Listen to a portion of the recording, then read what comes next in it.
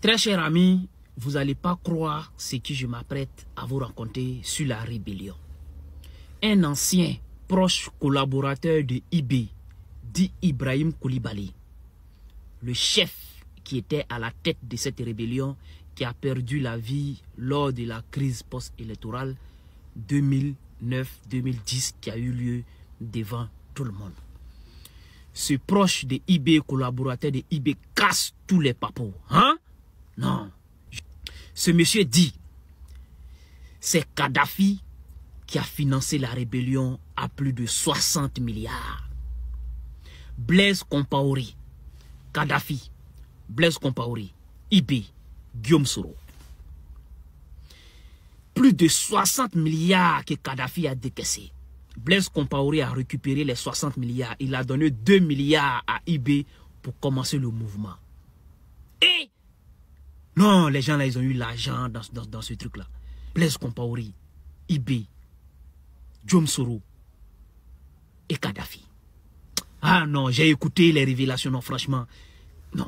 Parlons de la contribution de Kadhafi à la rébellion en Côte d'Ivoire. Vous dites que c'est lui qui a financé. Oui. Qu'est-ce qui vous fait dire cela? Non, c'est pas qu'est-ce qui me fait dire. J'ai été le seul qui a accompagné IB dans le village de Kadhafi. Nous sommes partis avec Blaise, bien entendu, monsieur. C'est Blaise qui a été votre intermédiaire auprès de Kadhafi? Auprès de Kadhafi. Il nous a reçus dans son village et sous un tank. Voilà comment Blaise a présenté la rébellion. Vous êtes parti avec l'avion présidentiel du Burkina, bien comment les choses se sont passées? Non, Kadhafi a envoyé un avion nous chercher.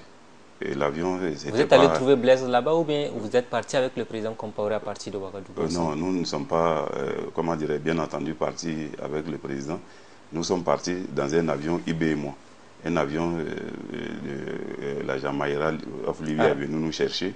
Et nous sommes allés... Vous cherchez à partir d'où? Ici, IB était à Dassasgo. Vous voyez, mais Dassasgo, quand vous arrivez, il y a une boîte de nuit qu'on appelle le Bembao. Oui. Il y a un terrain qui est là. Après le terrain, juste, IB était logé dans la deuxième villa. Quand vous tournez à gauche après le terrain, c'est là IB était logé. C'est après, voilà, on a changé de truc. Et c'est de cette villa-là que IB est parti en France où il a été arrêté plus tard. Donc c'est de là, nous sommes venus, Djibril Bassolé, qui a mes coordonnées, tout, qui a ficelé. Et après, Diendéré nous a reçus et tout, et nous sommes partis. IB n'avait été accompagné que par Diendéré. Et quand nous sommes arrivés, lui, il a récupéré Blaise, nous étions deux. On a dormi ensemble. Kadhafi nous a reçus le lendemain soir. Vous comprenez, c'était autour de 18h. Donc, séance de Nantes, Blaise a présenté la crise ivoirienne.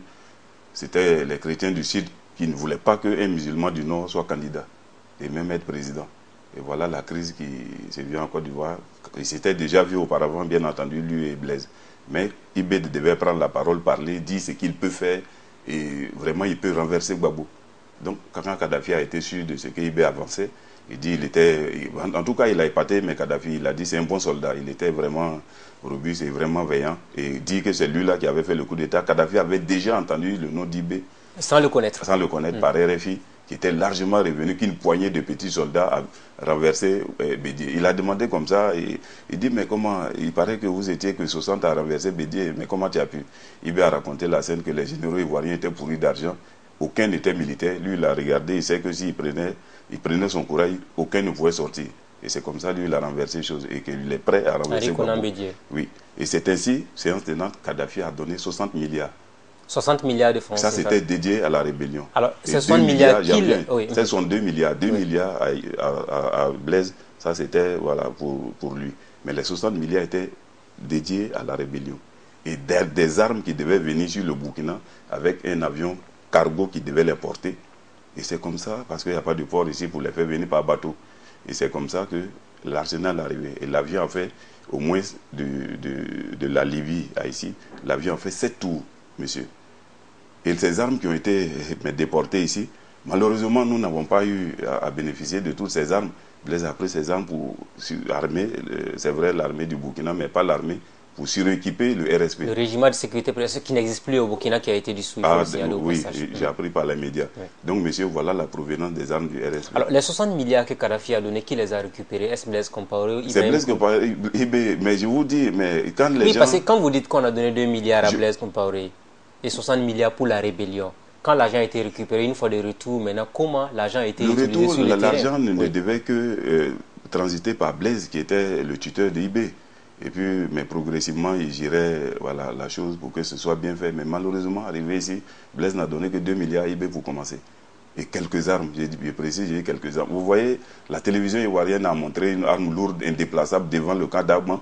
Et pour dire que la Côte d'Ivoire est attaquée par un pays étranger, que voilà, cette arme-là, cette arme lourde-là ne pouvait pas provenir d'une rébellion, que c'est un pays vraiment qui les attaque. Et il y avait la deuxième arme lourde comme ça, était à Boaké pour déloger le cas Génie, pour prendre le cas Génie. Et la troisième était devant la BAE, un camp réputé proche pour Gbagbo, des extrémistes du. Donc voilà les 3 armes lourdes qu'on a reçues. Alors il y a eu des centaines. Alors, dites-nous. Donc vous voyez, quand, sinon si on avait tout l'arsenal que Kadhafi a donné, mais Gbagbo tombait la même nuit ou la même semaine. Mais quand on n'a pas reçu toutes les armes, et Blaise nous dit, si on prend un camp, on prend les armes, on récupère, au fur et à mesure, on devait combattre. Donc ça a rallongé la crise. Voilà comment Gbagbo n'a pas été renversé la même nuit, monsieur. Alors, vous avez dit qu'on vous a remis que 2 milliards de retour donc, à Ouagadougou, oui, pour que vous puissiez continuer donc, à mener la lutte sur le terrain. Concrètement, les armes que vous avez reçues, comment vous les avez utilisées sur le terrain? Parce qu'apparemment, vous avez été trahi par Blaise Compaoré une fois après avoir quitté Kadhafi. Oui, et c'est là qu'est née la pomme de discorde entre Blaise et IB. Parce que quand les armes ont été bloquées, on a donné une infime partie. Et les 60 premiers chefs de groupes rebelles qui sont rentrés ont eu des armes pleines de bâchés, pick-up. Là, c'était des Kalachnikov A52, des 12-7 RPG, les roquettes, donc, mais qui n'étaient pas en nombre suffisant. Vous voyez? Donc, alors que les jeunes sur le terrain, dès que maintenant on a lancé un appel, tout jeune qui veut combattre, qui veut nous aider peut venir. Donc les gens venaient volontairement parce que les gens en avaient marre dans tout le pays d'être contrôlés, d'être brimadés par les forces de l'ordre. Vous comprenez? Il suffisait de porter un boubou, on t'assimilait de Maliens, de Burkinabés. Donc, alors qu'au Burkina, c'était même pas trop, le boubou n'était pas trop porté. Et ce qui me fait rire, et tous ces gens-là, Gbagbo a été aidé à l'époque par le Burkina pour pouvoir aller en France et un jour être présent en Côte d'Ivoire. Mais une fois au sommet de l'État, il brimait. C'est vrai qu'il fait partie des acteurs politiques ivoiriens qui a trouvé refuge au Burkina Faso ici. Oui, et chose que moi-même, je n'ai pas encore reçue. Donc, c'est pour vous dire quoi, dans la vie, chacun a sa chance, bien que le ministre de l'Intérieur, mais de chez vous, Alpha Barry, il est de mon village, Niakara. Oui, il a fait la Côte d'Ivoire. Ministre des Affaires étrangères. Oui, le ministre des Affaires étrangères. Bon, j'ai écrit, demandé une demande d'asile parce que vu ce qu'il a fait, il y avait besoin un peu de couverture sécuritaire. Donc, bref, je reviens au sujet pour dire que voilà comment est née la rébellion et voilà comment on a été trahi par Blaise. Le monde n'est pas fort, comme vous le dites, mais arrivé... Mais c'est une trahison, oui, puisqu'en principe, voilà, il y avait 60 milliards, comme vous l'avez dit, mais il nous a remis que 2 milliards. Blaise IB était devenu quelqu'un de gênant qu'il faut donc éliminer, c'est-à-dire enlever de la rébellion. Vous voulez dire que Blaise Compaoré voulait éliminer Ibrahim Koulibaly? Non, pas l'éliminer physiquement, mais l'enlever de la tête de la rébellion. Voilà, le neutraliser. Parce qu'il en savait trop, monsieur. Quand on vous donne quelque chose et que vous voulez bloquer tout cet argent, mais, et lui qui est le témoin, vous faites quoi? Bon, moi, je n'étais pas méconnu, j'étais son chargé de mission, machin. Donc, le problème, on ne pouvait pas, on s'entend. En tout cas, on ne s'est pas appris aussitôt à moi. Et quand j'ai observé les choses, à un moment, mes données, Blaise a fait croire à Bibé que le terrain est prêt. Il y a des gens en France que, voilà, dès qu'il arrive, il peut les contacter. Voilà, on leur a donné des numéros, il les appelle. Ces gens vont l'aider, comme Bob Denard le faisait. Et ce sont des mercenaires en renversé Gbagbo. Dès que Ibé rentrait avec le régiment français qui était en place, la licorne, ils allaient renverser Gbagbo et Blaise allait, et Ibé allait diriger la transition de 6 mois et faire des élections pour que voilà, Alassane arrive au pouvoir. Parce que, pas arranger Alassane, mais s'il y avait des élections claires, Alassane était tellement populaire qu'il allait gagner. Donc on fait croire cela à Ibé. Moi j'accompagne Ibé chez Djibril Mebasoulé. À l'époque, Mebasoulé, vous voyez, je ne sais pas bien le quartier, il habitait dans une maison basse, il n'était même pas dans un duplex. On est rentré, ça rentrait comme ça, et il nous a reçus là, dans sa villa, à 18h15 où il a donné le visa et le billet d'avion à Ibé. La France avait déjà donné. Blaise avait tout préparé. C'est moi qui ai accompagné Ibé encore ce soir à 18h au Basolé, nous a remis le billet d'avion et le visa. Et quand il a pris son avion, il s'est fait arrêter en France. Il avait fait une déclaration que dans 7 jours, il devait rentrer à Abidjan. et que Gbagbo allait tomber. Donc il avait été piégé simplement par Blaise et autres. Donc voilà réellement ce qui s'est passé. Entre-temps, dès que la guerre a éclaté sur le terrain, Gbagbo, quand il a filmé ses armes, que je vous ai dit que Kadhafi nous a donné ces armes lourdes, indéplaçables, quand on a frappé, que vous gagnez ou pas, si vous gagnez c'est bien. Là vous récupérez vos armes. Mais si vous devez battre en retraite, ces armes-là, vous ne pouvez pas les prendre, puisque ces armes qui sont plantées là, au sol, ce sont des armes lourdes, vous ne pouvez pas battre en retraite avec. On a abandonné ces armes que la RTA a filmé que voilà, la Côte d'Ivoire attaquée par un pays étranger. Alors, ce sont les forces du mal. À partir de ce moment-là, Gbagbo a demandé à la France que les accords rentrent en application ou si la Côte d'Ivoire est attaquée, la France doit intervenir pour voilà. Donc, Soro, IB dit à Soro de faire la déclaration parce que là, vous n'êtes pas qu'on dise que nous sommes étrangers, de dire au monde, aux yeux du monde entier que c'est des Ivoiriens et c'est lui, Soro, qui est le secrétaire et porte-parole, pardon, le porte-parole de, comment dirais-je, la rébellion. Il n'y avait pas de secrétaire, je précise. Et Soro fait la déclaration, il ajoute à la fin de la déclaration qu'il est le... Pas la première déclaration, si vous avez les déclarations en tête, il y a eu 2 déclarations, c'est le lendemain, la 3e déclaration, parce qu'il ne parlait pas trop, il a dit qu'il est le secrétaire du mouvement patriotique de Côte d'Ivoire. MPCI. MPCI. Oui. Voilà, le nom avait déjà été proposé par IB à Soro, par Soro à IB. Le MPCI, IB a dit ça ne le gêne pas. Lui, il sait qu'il a créé une rébellion, si Soro veut donner un nom, c'est pas grave. Et ils ont débattu, c'était MP, Mouvement Patriotique Populaire, MPP. C'est IB qui a donné le CI, MPCI. Sinon, Soro avait proposé MPP. Donc, quand ça a été discuté, Soro s'est déclaré et il s'est donné un titre de secrétaire. Et en bas, IB l'appelle après, il dit, mais pourquoi tu crées un poste, tu t'attribues? Il dit non, il fallait qu'il fasse avec la manière forte pour que la France soit convaincue, sinon, pour ne pas qu'on nous dégage. Et c'est là, la France ne nous a pas dégagés. Alors, la rébellion a duré en Côte d'Ivoire, la partition du pays est intervenue, une partie était donc sous le contrôle des rebelles, les forces nouvelles, hein, pour faire plus simple, jusqu'à ce que finalement... Ce n'est qu'après Makoussi qu'on a donné cette connotation force nouvelle, pour dire que nous n'étions pas rebelles, nous allons rentrer, mais discuter voilà, avec les autorités en place.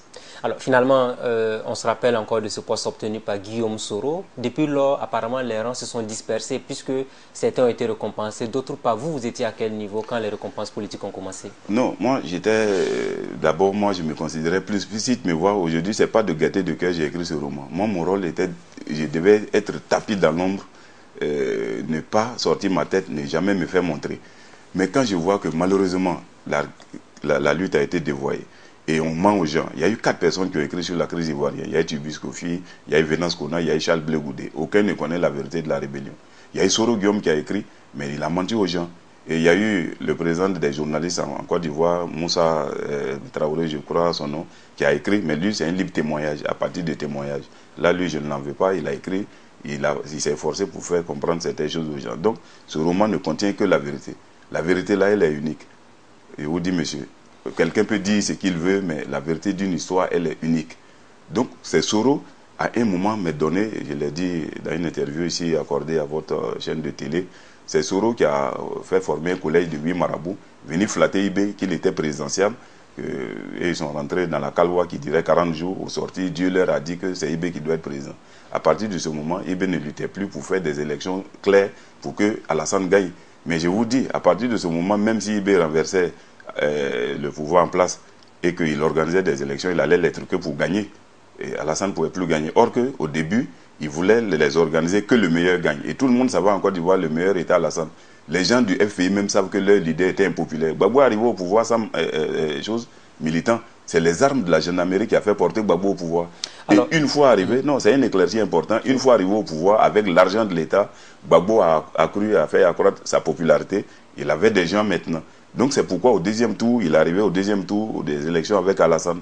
Sinon, s'il y avait une élection en 95 ou 2000, Alassane Gbagbo Bédié, Alassane passait au premier tour avec plus de 70%, monsieur. Alors, on sait également que quand Alassane Ouattara, sa candidature a été validée, il a fallu qu'on mène une offensive donc, sur Abidjan parce que Laurent Gbagbo n'avait pas reconnu sa défaite. Oui. Vous étiez où pendant cette offensive sur Abidjan? Moi, j'étais là, moi j'étais à la maison parce que à partir de 2006, j'ai démissionné de la présidence. Parce que quand, moi, après les accords de Marcoussi, Soro a voulu que je sois à la primature avec lui. Quand il a été nommé Premier ministre, ce que j'ai refusé. Il dit non, on ne peut pas tous se contenter auprès de toi. laisse-moi là à la présidence avec une ou deux personnes, je serai ton oreille là-bas et ta bouche. Vous étiez donc un espion? Oui, je peux l'affirmer. Le mot, il faut reconnaître à un moment donné de l'histoire ce qu'on a fait. Et je rendais compte à Alain Lobognon, je rendais compte à Lassina Cardozi, je rendais compte au grand médiateur Ngolo Koulibaly de tout ce qui se tramait, se préparait à la présidence. Vous comprenez? J'étais dans un poste stratégique, j'étais à l'intendant militaire de la présidence, ma carte est là pour l'attester. Et quand j'ai même pris vent du complot qui se préparait au niveau de Babou pour supprimer Soro, par un attentat d'avion, 2 jours, je n'avais pas tous les éléments clés pour l'avertir. Parce que avertir quelqu'un, c'est quelque chose, mais il faut le sauver, c'est une deuxième chose. Et 2 jours après, j'ai eu une révélation sur ce sujet. Donc, j'ai écrit à Soro, j'ai expliqué ce qui se tramait avec tous les détails. Et je lui ai dit, voilà ce qui peut te sauver. Et dès maintenant, si tu prends un avion, ne reste jamais à la classe affaires business, replie-toi à la classe économique derrière, parce qu'ils vont allumer l'avion. Et c'est comme ça, il m'a reçu le lendemain à 15h, et après, voilà, tout était mécalé. Mais ça ne m'a pas plu que Soro ait sacrifié sa garde rapprochée, parce qu'il savait le premier avion qu'il devait prendre devait être allumé. Il devait au moins une fois en vol, on ne peut pas communiquer, il devait arracher tous les téléphones de sa garde pour voir, avant le décollage, qui a appelé qui, et puis bon, les mettre aux arrêts dès que l'avion a été allumé. Mais Soro s'est replié dans la classe économique avec Alain Lobognon Soul, son directeur de protocole, et avec 4 ou 5 gardes du corps, il a sacrifié le reste de sa garde rapprochée. C'est moi qui l'ai sauvé à l'attentat d'avion, il n'y a pas 2 personnes. Et est-ce qu'il vous a reconnu cela? Non, Soro m'a reçu, il dit, bon, vraiment, Kader, merci beaucoup, mais grâce à toi, sinon on allait me tuer. Et Blas Laurent. Et vous a donné de l'argent peut-être pour ça? Non, pour ça, après, Papa Cardozi m'a remis 2 millions pour dire que, comme je viens à pied au travail, de m'acheter une voiture, parce que je n'ai rien volé dans la rébellion. Ça, c'est un pan important.